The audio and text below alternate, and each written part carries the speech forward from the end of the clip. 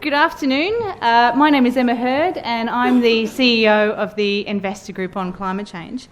And it gives me great pleasure to welcome you to the 2019 IGCC Climate Change Finance and Investment Summit. So before we officially start proceedings, I would like to show my respect and acknowledge the traditional owners of the land, elders past and present, on which this meeting takes place, the land of the Gadigal and the Eora Nation. We did have Yvonne Weldon on the program to come and actually do an official welcome to country, but unfortunately, as is the way of the world, she is currently in hospital with her daughter. So unfortunately, it will have to be me that does the respect to the traditional owners, and we will have to press on regardless. So please consider full respect delivered in lieu of Yvonne as well. So let me get into things. So on behalf of the IGCC team who are here around the course of the venue, I'm really pleased to be here and I want to thank you so much for joining us. This is actually the third climate summit that IGCC has hosted, and it's the first to take place in Sydney. And we have set the theme of this event as catalysing action on climate change. We've done so because in a few short months, it will be the year 2020. The start of a critical decade in determining whether or not we're able to hold global warming to less than 2 degrees and to meet the goals we set ourselves through the Paris Agreement. And as many of you know, at the moment we are not on track. Instead, average global temperatures have already risen by more than 1 degree, and we are moving inexorably closer to experiencing temperatures of more than 3 degrees by the end of the century. This is building in greater global risk for all of us. And we are already seeing the effects of a changing climate and the costs and the impacts for the communities where we live and work. And this is creating financial and investment risks both systemically across the economy and within portfolios, investments and transactions. And climate change is not a risk that we can diversify away from. And on the eve of 2020, we all know that we need to act faster to increase our ambition and our response. And we need to work together as an industry to develop and deliver the solutions that we need. But I am fundamentally an optimistic person. I'm a realist, but an optimist. And in my role at IGCC, I'm really privileged because I see evidence every single day of the steps that the finance and investment community is taking to tackle climate change. Steps that all of you in this room are also taking. Yes, it's hard. Yes, the politics are challenging and the debate can get a bit rough. But in a few months it will be 2020 and we will have 10 years to change the kind of future that we can expect. And because we know that the mathematics of climate change tells us that the next 10 years will shape the following 100 years, and we know this because we all understand compounding risk. Which brings me back to today's summit and what we can do to catalyse action on climate change. And at IGCC, we've put together a program which covers the full spectrum of issues that the finance and investment community are dealing with. And this ranges from the policy landscape to transition and physical risk to investment opportunity. Today is focused on looking at the issues from the top down and from a whole of organisation perspective. We'll be holding the fourth in our ongoing series of trustee training mock board sessions where the members of the Perfect Storm Super Fund work through real-world examples on the kinds of issues that trustees are dealing with on climate change. And this time round, the Perfect Storm Investment Committee will be looking at how they're strategically pursuing investment opportunities. We'll also hear from our panel of investor CEOs and CIOs on how they're tackling climate change risk and opportunity across their own organisations. And we'll hear from Jeff Summerhayes at APRA on what steps the regulators are taking to address climate change both in Australia but also through global collaborative networks. We'll hear from the Honourable Matt Keane, New South Wales Minister for Energy and the Environment, to provide us with an overview of the actions that the New South Wales Government is taking on climate change. And we'll hear from Patricia Espinosa, Executive Secretary of the UN Framework Convention on Climate Change, on her thoughts on how investors can support delivery of the Paris Agreement through a video address prepared for the summit today.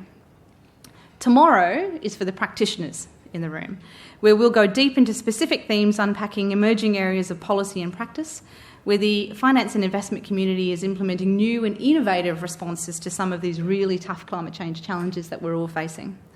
This year, for the first time, we've developed what we're calling a masterclass approach to really dig deeper into very specific areas of market practice, looking at the tools and frameworks being developed to support investor action and hearing from market practitioners on how they're implementing climate solutions. And we're able to do that this year because there is the detail to talk about in deeper levels of complexity as well. Again, because of the actions that everyone in this room is taking.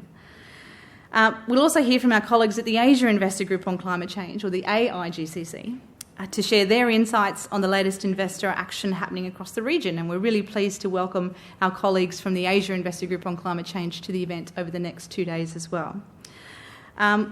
We'll also hear about companies and investors participating in the Climate Action 100 Plus to discuss how engagement is driving action and outcomes on climate change as well.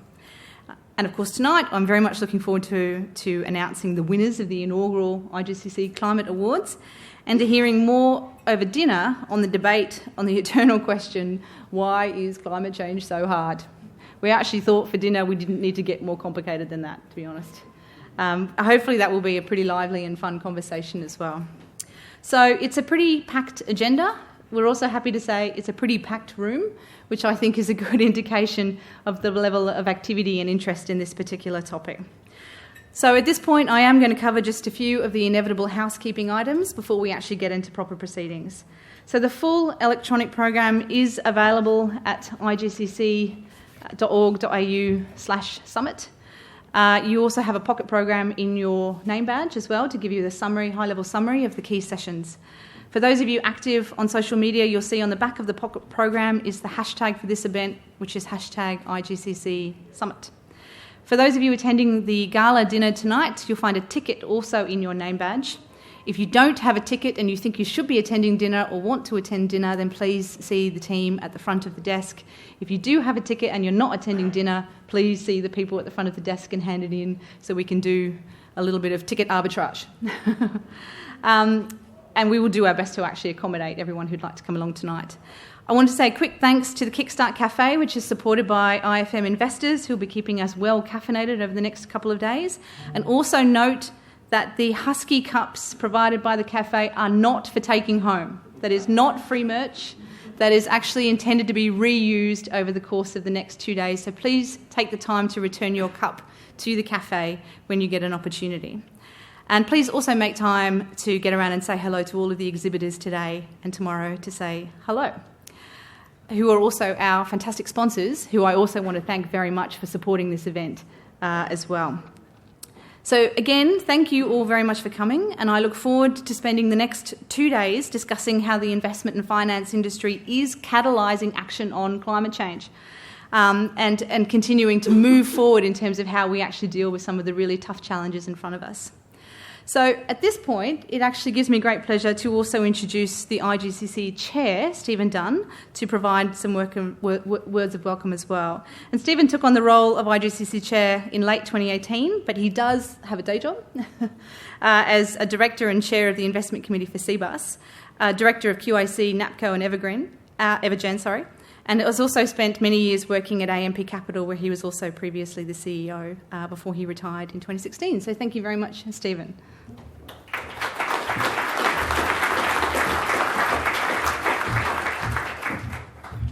Thanks, Emma. And as Emma said, as Chair of the Investment Committee, the Investment Group on Climate Change, the Investment Committee is later, it gives me great pleasure in formally welcoming you here to the 2019 Climate Summit. And on behalf of members of the Management Committee of the IGCC, I'd like to thank you for taking the time to attend. And in particular, I'd like to thank and show our appreciation to all the sponsors and the speakers for their support over the next 2 days. As Emma said, we are here today because we know we need to do more. We know we need to do more to tackle climate change.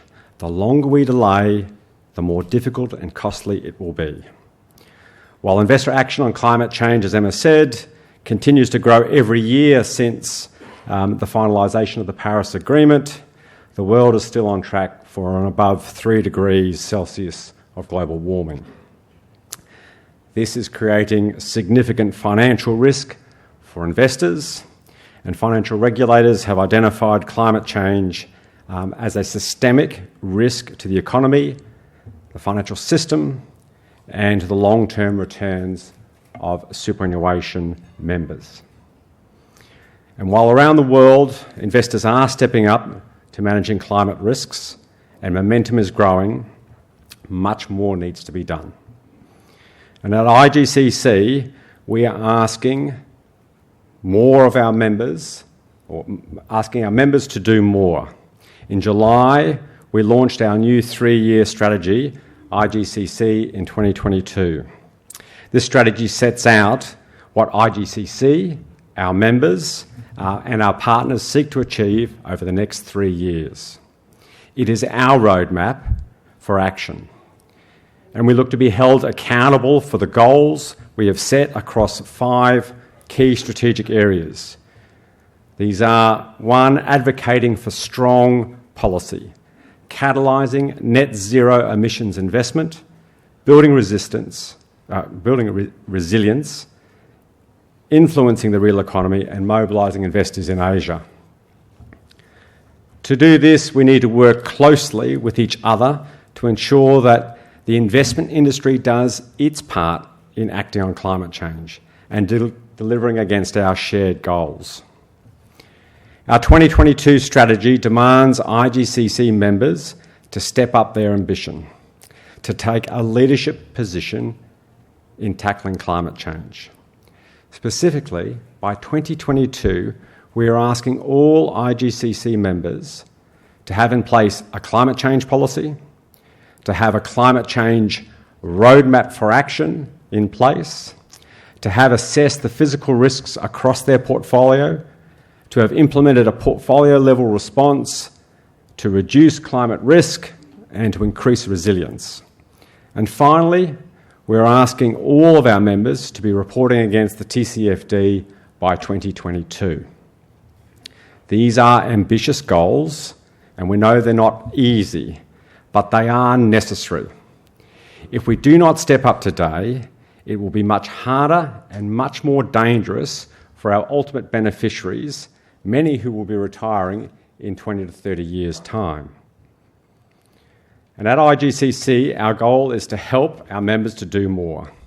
It is no accident that many of the sessions and the speakers we have brought together for the IGCC Summit reflects the goals that are set out in our 2022 strategy.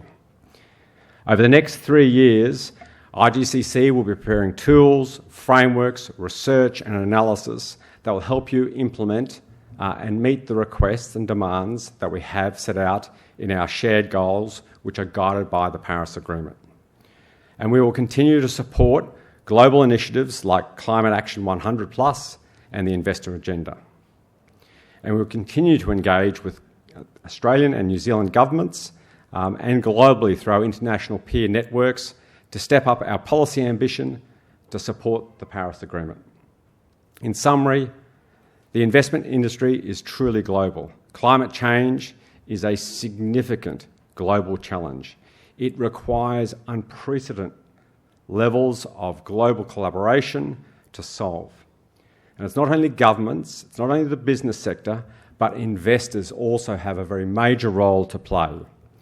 As global investors, we must support and be part of the global response to climate change through collaboration and joint action. So as Chair of IGCC, I again thank you for joining us here today to discuss what investors and the finance community can do to manage climate risks and the opportunities that it presents to keep global warming to well below 2 degrees Celsius. Thank you for your support.